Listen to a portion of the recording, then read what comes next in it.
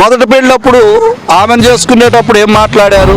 ఒకటే కూటమి, ఈ జనసేన, భారతీయ జనతా పార్టీ, తెలుగుదేశం. రెండో పెళ్ళప్పుడు ఏం మాట్లాడారు? 2019 జ్యోతిష్యం నేను చెప్తున్నాను, జోస్యం చెప్తున్నాను వినండి. తెలుగుదేశం పార్టీ ప్రభుత్వం స్థాపించట్లేదు, జనసేన పార్టీ 2019లో ప్రభుత్వం స్థాపిస్తుంది. మూడో పెళ్ళప్పుడు ఏం మాట్లాడారు? జనసేన తెలుగుదేశం కలిసి వెళ్తాయి వచ్చే ఎన్నికల్లో.